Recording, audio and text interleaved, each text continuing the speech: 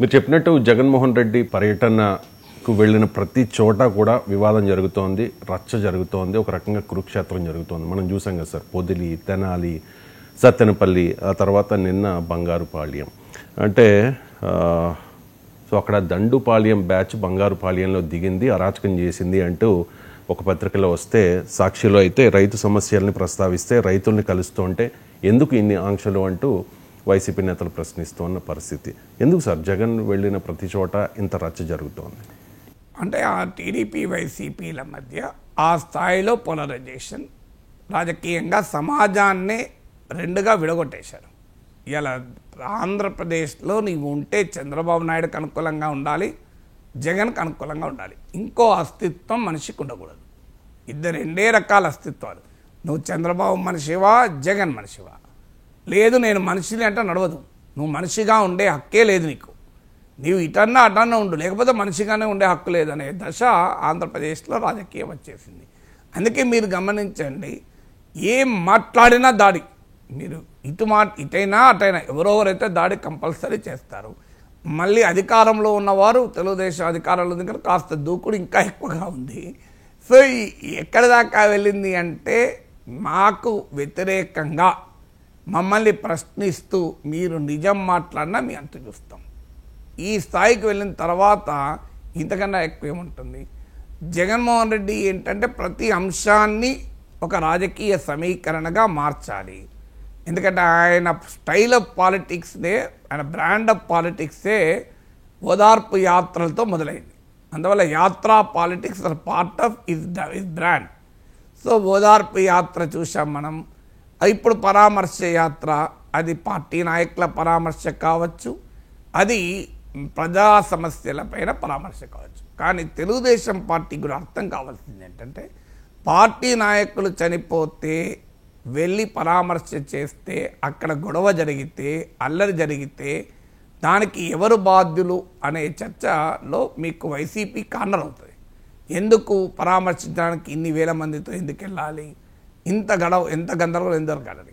కానీ ప్రజా సమస్య పైన వెళితే దాని పట్ల ప్రభుత్వం మరింత అప్రమత్తంగా ఉండాలి. ఎందుకంటే నిన్న వెళ్ళింది మామిడి రైతుల సమస్య పైన.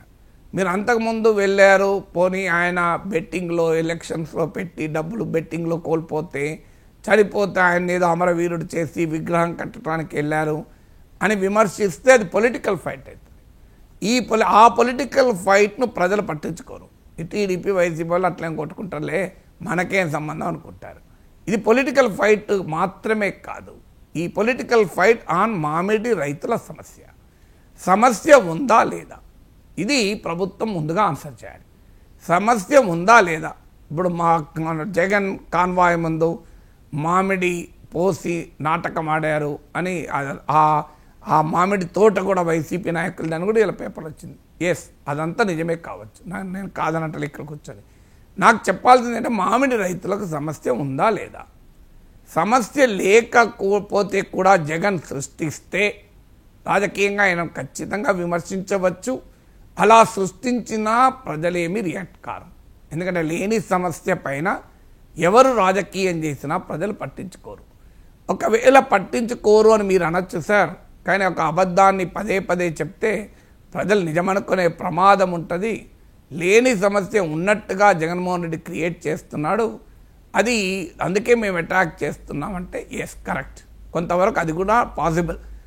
సమస్య లేకపోయినా సమస్యను ఉందని పదే పదే చెప్తే ఎక్కడో ఒక చోట ప్రజలు నమ్మే ప్రమాదం కూడా ఉంటుంది కనుక రాజకీయంగా దాన్ని ఎదుర్కోవాలి.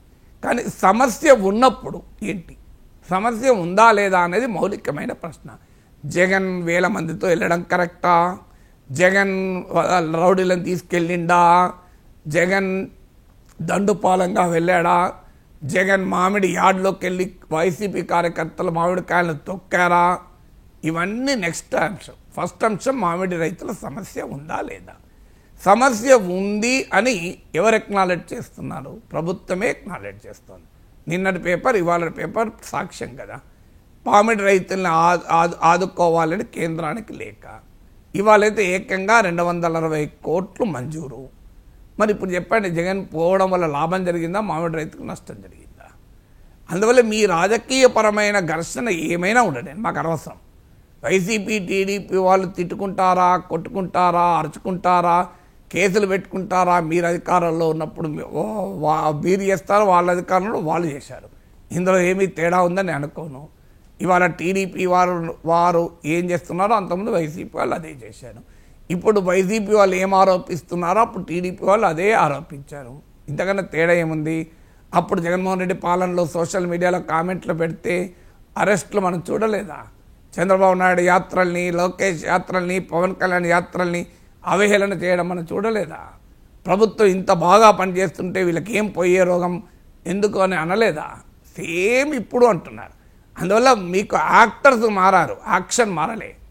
సో యాక్టర్స్ చేంజ్డ్, ఎవరు అధికారంలో ఉన్నారు, ప్రతిపక్షం ఉన్నారు, అప్పుడు ఇప్పుడు చేంజ్ అయ్యారు. బట్ యాక్టివిటీ అయితే సేమ్ కదా. యాక్టివిస్టులు మారారు, యాక్టివిటీ సేమ్. అందువల్ల మాకు we are not at all bothered. అది పాలిటిక్స్. మీరు వాళ్ళు చూసుకోండి, రెడ్ బుక్లు, రాజారెడ్డి రాజ్యాంగాలు మీరు ఎక్కడన్నా పోండి, మాకు అనవసరం. నేనంటున్నది అంటే ప్రజల సమస్య, మామిడి రైతులకు సమస్య ఉందా లేదా, జగన్ పర్యటన వల్ల వాళ్ళకు లాభం జరుగుతుందా, నష్టం జరుగుతుందా. నాకు కావాల్సిన క్రైటీరియా ఒకటే, మామిడి రైతులకు సమస్య ఉందని ప్రభుత్వం కూడా ఎక్నాలెడ్జ్ చేస్తుంది. కేంద్రానికి లేఖ రాయడం ద్వారా, క్యాబినెట్లో 220 కోట్లు రిలీజ్ చేయడం ద్వారా. సో అది ఎప్పుడు జరిగింది? జగన్మోహన్ రెడ్డి పర్యటన అనే ఆలోచన లేనప్పుడు జరిగి ఉంటే ప్రభుత్వం ఇంత ఆదుకుంటున్నా ఎందుకు ఈ జగన్కి పని లేదా? సమస్యలు అంటూ ఉంటాయి కదా ఎక్కడైనా. సమస్యలు ఆయన ఉన్నప్పుడు కూడా లేవా? అల్టిమేట్గా సమస్య ఉందన్నది ముఖ్యం కాదు, ప్రభుత్వం అడ్రస్ చేస్తుందా లేదా. చంద్రబాబు నాయుడు ప్రభుత్వం అడ్రస్ చేస్తుంది, 220 కోట్లు ఇచ్చింది, కేంద్రానికి లేఖ రాసింది. బియాండ్ అ పాయింట్ ఎవరైనా ఏం చేయగలుగుతారు? సో మొత్తం ప్రభుత్వం పైన నెట్టివేస్తే ఎట్లా అని నేనేనా అంటాను, ఖచ్చితంగా అంటాను. ఎందుకంటే ఏ ప్రభుత్వము సమస్య లేకుండా కంప్లీట్ పరిష్కారం ఎవరు చేయలేరు. 100% ఏ సమస్యలు లేవు అని ఏ ప్రభుత్వంలో ఉంటాయి? అది అసాధ్యమైన విషయం. అందువల్ల సమస్య ఉందా అనేదే కాదు, ఆ సమస్యను ప్రభుత్వం చిత్తశుద్ధితో అడ్రస్ చేస్తుందా లేదా. అడ్రస్ చేస్తుంటే జగన్మోహన్ రెడ్డి కనుక మళ్ళీ వెళితే అది రాజకీయ యాత్ర, ఆయన రాజకీయ ఉనికి కొరకు, రాజకీయ అస్తిత్వం కొరకు మాత్రమే చేస్తున్నాడు. ప్రభుత్వం ఇంత సమర్థవంతంగా అడ్రస్ చేస్తుంది కదా, ప్రజాస్వామ్యంలో ప్రతిపక్షం మరి అదే చేస్తుంది. కానీ ప్రజలు గుర్తించాలి, ఇంకో చూడు ప్రభుత్వం ఇంత అడ్రస్ చేస్తుంటే నాలాంటి వాళ్ళు ఖచ్చితంగా విశ్లేషిస్తాం. కానీ సమస్య ఎక్కడ వస్తుంది? ఆయన మిర్చి ఆడిపోతారు, మీరు మిర్చిపై కేంద్రం లేఖ రాస్తాడు. జగన్ పొగాకు రైతు దగ్గరికి పోతాడు, మీరు పొగాకును ఆదుకోండి కేంద్రం లేఖ రాస్తారు. జగన్ మామిడి రైతు దగ్గరికి పోతారు, మీరు మామిడి రైతులను ఆదుకోండి లేఖ రాస్తారు, మామిడి రైతులకు 220 కోట్లు ఇస్తారు. ఇప్పుడు మమ్మల్ని ఏమని అర్థం చేసుకోమంటారు? అంటే జగన్ వెళ్ళడం వల్లనే లాభం అవుతుంటే వెళ్ళొద్దని చెప్పమంటారా? వెళ్ళకుండా ఉండమని చెప్పమంటారా? ఇది ప్రభుత్వం చెప్పాలి కదా. అందువల్ల జగన్మోహన్ రెడ్డి వెళ్తాడా వెళ్ళడా కాదు, జగన్మోహన్ రెడ్డికి ఇష్యూలెస్గా చేస్తారా చేయరా. మళ్ళీ చంద్రబాబు నాయుడే చెప్తారు మంత్రులు సరిగా పనిచేయడం లేదు, ఎమ్మెల్యేలు సరిగా పనిచేయడం లేదు, మంత్రులు సమర్థవంతంగా ఎదుర్కోవడం లేదు, మీ శాఖలు చేసిన మంచి పని కూడా చెప్పుకోవడం లేదు. పోనీ మామిడి రైతులకు వ్యవసాయ శాఖ మంచిగా చేసినా వ్యవసాయ మంత్రి చెప్పుకోవడం లేదా? అది కూడా చెప్పండి, మరి మాకు అభ్యంతరం లేదు. So we'll have to know something కదా. అందువల్ల డెమోక్రసీలో ప్రతిపక్షం ప్రజా సమస్యల్ని లేవనెత్తితే అది ప్రజలకు లాభం అవుతుంటే దాన్ని ఆహ్వానించాలా లేదా? పొలిటికల్గా దానివల్ల నష్టపోయే వాళ్ళు అభ్యంతరం చెప్తే చెప్పచ్చు.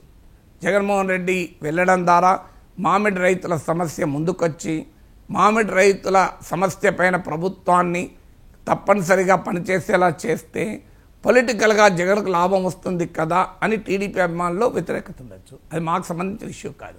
టీడీపీకి లాభం వస్తుందా, జగన్ లాభం వస్తున్నట్టుంటే మీరే ముందు చేసి ఆ లాభాన్ని టీడీపీ పొందితే మంచిది కదా అంట నేను.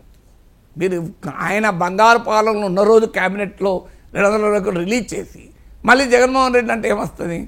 జగన్మోహన్ రెడ్డి బంగారు పాలనలో ఉన్న రోజే కదా మీరు రిలీజ్ చేసినారు, నిన్ననే కదా 2 జరిగినాయి. సో అందువల్ల మీకు ఫండమెంటల్ క్వశ్చన్, ప్రతిపక్షం వెళ్ళడం వల్ల ప్రజలకు లాభం జరిగితే ప్రతిపక్షం వెళ్ళనియాలి, ఆహ్వానించాలి. ప్రతిపక్షం వెళ్ళడం వల్ల ప్రజలకు లాభం జరగకపోయినా డెమోక్రసీలో ప్రతిపక్షాలని వెళ్ళనివ్వాలి. ప్రతిపక్షం వెళ్ళడం వల్ల నష్టం జరిగితే ఆ నష్టం ఏది? వాయిలెన్స్ జరిగిందనుకోండి, ఖచ్చితంగా చట్టం తన పని తాను చేసుకుపోవాలి.